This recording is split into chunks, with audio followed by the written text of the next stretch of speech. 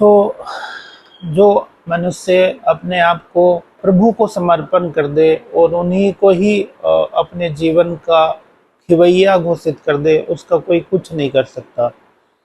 नमस्कार दोस्तों, मैं रविंद्र सैनी दिल की बात में आपका स्वागत करता हूँ। इसी को सार्थक करते हुए एक अनुभव हम आपको बताते हैं। वृंदावन धाम में एक संत रहा करते थे।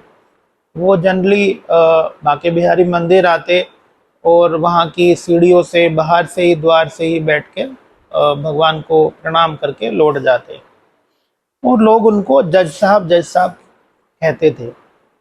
लोगों ने पूछा, जो लोग उनको जानते थे कुछ पहले से, कि इनको जज साहब क्यों कहते हैं। जो आदमी थे जो उनको जानते थे, उन्होंने बताया कि भाई ये पहले एक डिस्ट्रिक्ट में जज थे, एसडीएम कोर्ट में, आंध्र प्रदेश में। और इनके साथ एक ऐसी घटना घटी जिसके बाद इनका जीवन पूरी तरह से बदल गया और इनको जो सांसारिक चीज़ों से मोह जो है ख़त्म हो गया और ये बांके बिहारी की शरण में आ गए। तो वो मैं आपको जो प्रसंग जो है जो घटा उनके साथ में वो आज बताता हूँ। तो दोस्तों, हुआ यूँ कि आंध्र प्रदेश के गांव में एक भोला नाम का व्यक्ति रहता था। भोला कहते थे उसको, शायद नाम कुछ और भी रहा होगा क्योंकि बहुत ही सरल था। भगवान श्री राम में उसकी असीम आस्था थी और इतनी आस्था थी कि जो भी कुछ होता था तो वो यही कहता था, जो भी होगा, जो भी हो रहा है वो श्री रघुनाथ जी की कृपा से, रघुनाथ जी की मर्जी से ही होता है और उनकी इच्छा से ही हो रहा है।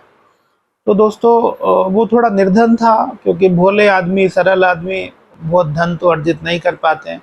दोस्तों, हुआ यूं कि उसके बच्चे, दो लड़के थे और एक लड़की थी, वो भी बड़े हो गए।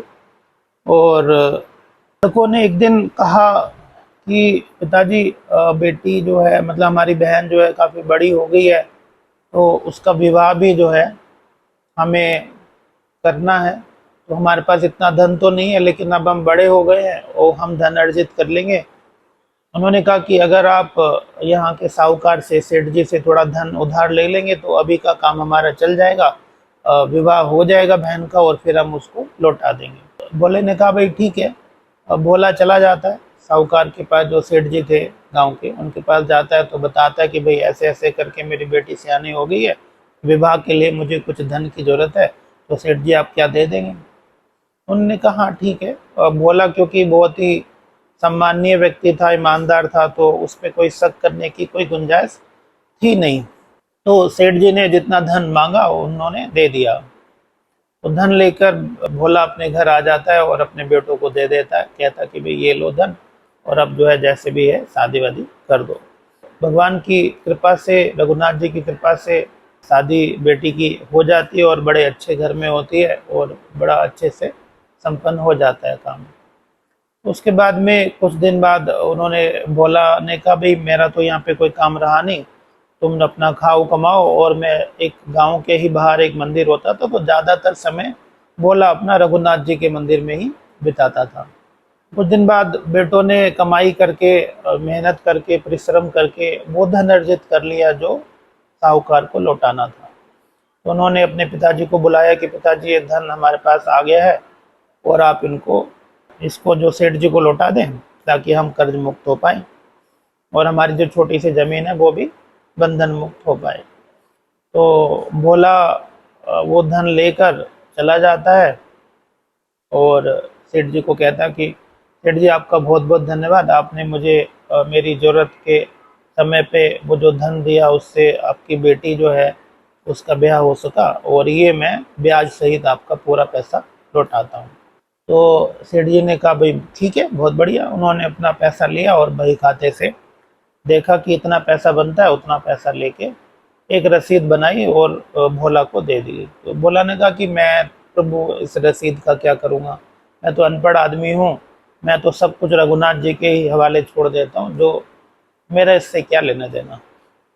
तो सेठ के दिमाग में ये सोचते हुए कि ये अनपढ़ है और इसको कुछ पता नहीं है रसीद वसीद के बारे में, तो सेठ के दिमाग में लालच आ गया।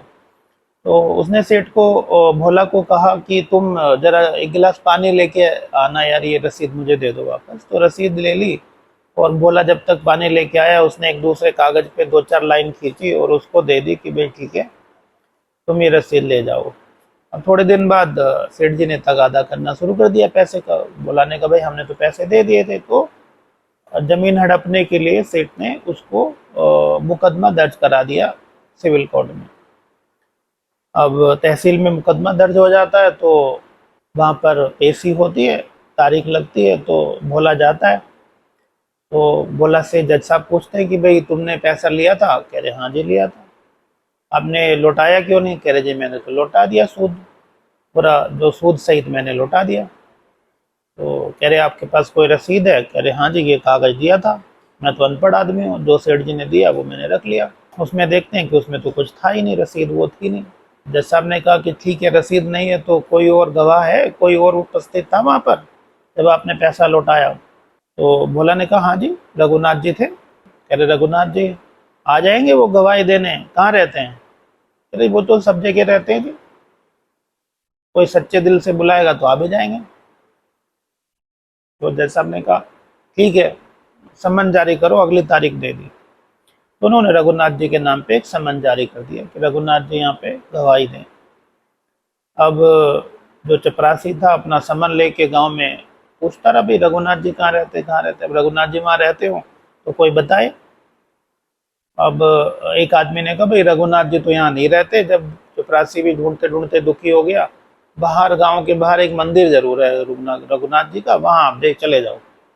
चपरासी वहां जाता है तो उसको भी अपना पल्ला झाड़ना था। उसने पंडित को कहा भाई ये रघुनाथ जी का मंदिर है? कहा हाँ जी। अरे लो समन आया इनके नाम पे। तो चपरासी ने समन उनको दिया पंडित जी को, और पंडित जी ने भी अपना सिग्नेचर करके हस्ताक्षर करके ले लिया। पंडित जी ने समन देखा, खोला और पता तो चली गया, क्योंकि पूरे गांव में तो ये चर्चा थी कि भाई सेठ जी ने झूठा मुकदमा भोला के ऊपर कर दिया। तो पंडित जी ने जाके वो सम्मन जो है भगवान श्री राम रघुनाथ जी के चरणों में रख दिया कि भगवान इस भोला का और कोई नहीं है, तुम ही हो, आप इसकी लाज रखो और चले जाना। ये 20 तारीख लगी है डेट, आप 20 तारीख को चले जाना। तो पंडित जी ने एक दिन पहले जब 19 तारीख थी तो फिर भगवान जी को याद दिलाया कि प्रभु कल तारीख है, आपको तो याद ही होगा, और भोला की आप इज्जत आप ही के हाथ में है, आप कृपया चले जाना। 20 तारीख की सुबह ही पंडित जी जल्दी उठे और भगवान को नहलाया धुलाया, भोग लगाया और अच्छे कपड़े पहनाए, और उनके चरणों में फिर से वो समन रखकर पंडित जी ने फिर से प्रार्थना की कि प्रभु चले जाना, देख लेना। तो होता यूं है कि जैसे कचहरी लगती है तो वहां पर बुलाया जाता है भोला को, भाई कहाँ है तुम्हारा गवाह? कह रहे जी यहीं कहीं होंगे रघुनाथ जी। तो रघुनाथ जी कहाँ? कह रहे यहीं कहीं होंगे, वो तो सब जगह रहते हैं।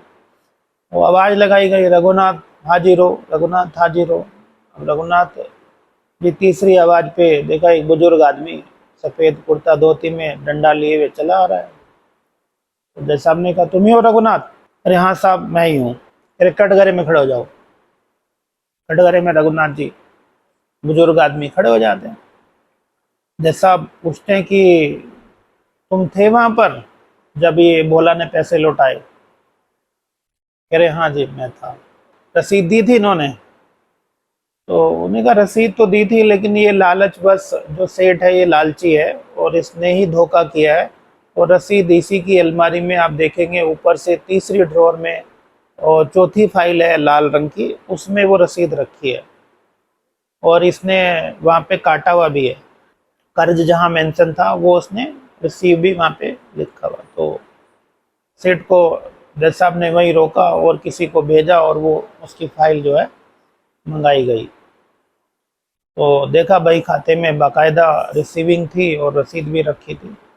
जज साहब ने भोला को बाइज्जत बरी कर दिया और सेठ के ऊपर थोड़ा दंड रख के, आर्थिक दंड रखा और उसको चेतावनी देकर छोड़ दिया।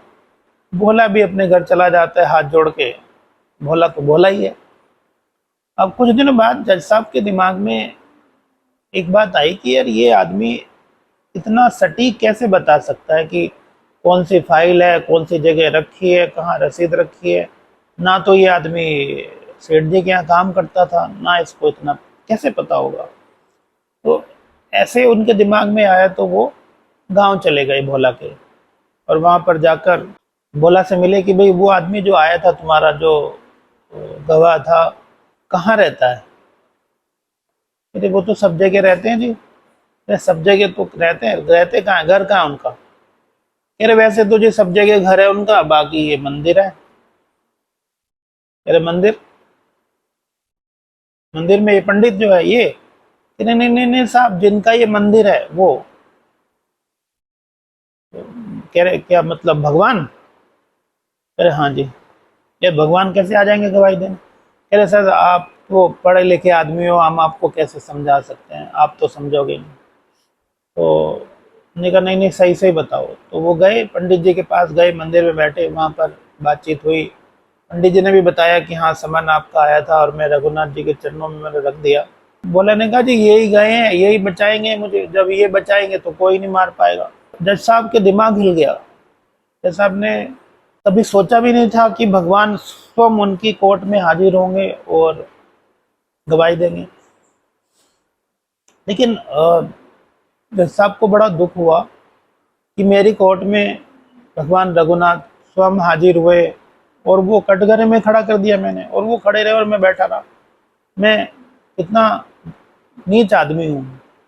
तो जज साहब मतलब उस घृणित उस पाप से बड़े दुखी हुए, और वो वहाँ से गए और उन्होंने रिज़ाइन किया उसी दिन, और अपना सब कुछ छोड़ के अपने बच्चों बच्चों को देके वो वृंदावन आ गए। तब से ये आश्रम एक है इनका छोटा सा, वही रहते हैं और यहाँ आते हैं, मंदिर भी आते हैं, तो ये अंदर नहीं जाते क्योंकि इनका ऐसा मानना है कि जब ये मेरे द्वार आए थे, मेरे कोर्ट में आए थे, तो मैं इनको बैठा भी नहीं सका, बल्कि उल्टे और अपने आप बैठा रहा और ये खड़े रहे। तो मेरा कोई हक नहीं है कि मैं इनके मंदिर जाऊं या इनके द्वार जाऊं, इनके दर्शन भी कर पाऊं। मैं इसके लायक नहीं हूं। तो ऐसी भावना जिसके मन में आ जाती है तो इसका मतलब उसका हृदय बहुत पवित्र है और भगवान उसके बहुत पास हैं, उससे दूर कभी ईश्वर जा ही नहीं सकते। तो दोस्तों, सरलता जैसी भोला में थी, अगर ऐसी सरलता हम में हो, छल कपट नहीं हो, तो ईश्वर हमारे बुलाने से और हमारी रिस्पेक्ट और मान के लिए भी आएंगे जरूर। और जितना बड़ा दिल और जितनी आंखें जज साहब की खुली, ऐसी हादसे, ऐसी सिचुएशन जाने अनजाने पता तो हमें भी होता है, लेकिन ऐसा डिसीजन ले पाना, आंखें खुल जाना, ये सबकी नहीं होती।